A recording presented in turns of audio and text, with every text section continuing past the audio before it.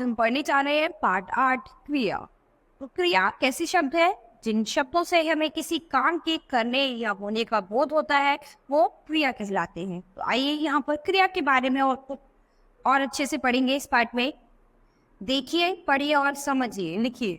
ठीक है, तो यहाँ पर ये चित्र है, आप इसको देख रहे हैं ध्यान से। इसी पर आधारित यहाँ पर कुछ वाक्य दिए गए हैं जो क्रिया पर आधारित है। जंगल में संगीत सभा है, बारहू ढोल बजा रहा है। तो बजाना क्या है? क्रिया। तो वो कोई काम कर रहा है।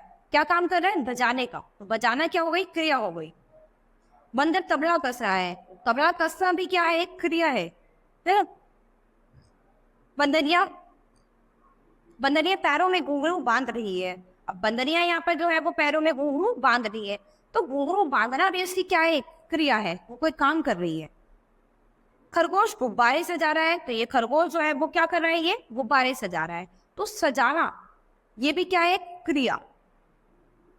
उपयुक्त वाक्यों में बजा रहा है, कस रहा है, बांध रही है, सजा रहा है आदि शब्दों से किसी कार्य के होने का पता चलता है। ये सब क्या है? क्रियाएं हैं। तो जिन शब्दों से किसी काम के करने या होने का बोध होता है वो क्रिया कहलाते हैं। ठीक है, क्रिया के भेद बात आता है क्रिया के भेद। तो क्रिया के भेद कितने होते हैं? क्रिया के दो भेद होते हैं। पहला सकर्मक क्रिया और दूसरा अकर्मक क्रिया।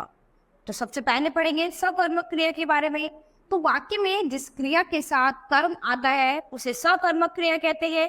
क्रिया में क्या या किसको लगाकर प्रश्न करने से कर्म का पता चलता है। जैसे कि मीरा कपड़े धोती है, शोभित फूल सजाता है। तो यानी यहाँ पर कर्म क्या है? देखो, धोना तो है, उसका क्या है? क्रिया है। लेकिन किसको धो रही है? कपड़े को। तो कपड़े क्या हो गया? उसका कर्म। तो जिस काम को कर रही है, जो काम क्या कर रही है? वो धोना। लेकिन किसको कर रही है? कपड़े को। कपड़े क्या हो गया? उसका कर्म हो गया। ऐसे ही यहाँ पर सजाना तो उसकी क्रिया है, लेकिन किसको सजा रहा है? फूल को।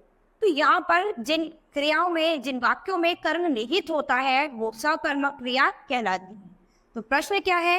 नीला क्या धोती है? तो अगर आप ऐसे प्रश्न करें कि नीला क्या धोती है, तो नीला कपड़े धोती है। तो यहाँ आपको कर्म का पता चल रहा है कि उसका कर्म क्या है? कपड़े धोना।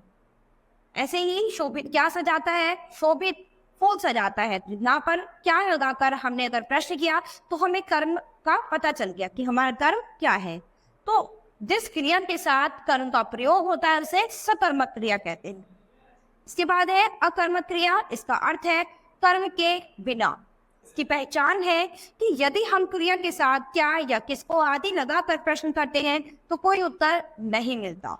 ठीक है, जैसे कि हवा चल रही है, बंदर खाता है। बंदर खाता है, क्या खाता है नहीं पता, यानी यहाँ पर कर्म नहीं है। ठीक है, हवा चल रही है, कहाँ चल रही है, किस जगह पर चल रही है नहीं पता। बस चलना क्या है? क्रिया है, तो चलने का काम कर रही है ना। तो यहाँ पर अगर हम प्रश्न करें कैसी हवा चल रही है, तो उत्तर नहीं है हमारे पास कि कैसी हवा चल रही है, नहीं पता हूँ, क्योंकि यहाँ पर कोई भी कर्म निहित नहीं है। बंदर क्या खाता है, उत्तर नहीं है। तो यहाँ पर क्या है? हमारे पास कर्म नहीं है।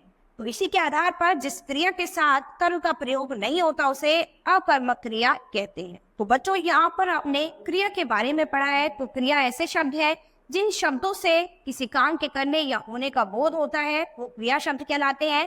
क्रिया दो प्रकार की होती है, सकर्मक क्रिया और अकर्मक क्रिया। जिन दोनों के बारे में हमने इस पाठ में अच्छे से पढ़ लिया है। तो आप अभ्यास में इसे फिर से पढ़ेंगे और कुछ ऐसे वाक्य आप लिखेंगे जो सकर्मक और अकर्मक क्रिया के अंतर्गत आते हैं। इससे क्या है? आपको इनकी पहचान हो जाएगी अच्छे से। तो बच्चों, आज ये पाठ हमारे यही खत्म होता है। अब हम अपनी नई क्लास में मिलेंगे अपने नए पाठ के साथ। धन्यवाद।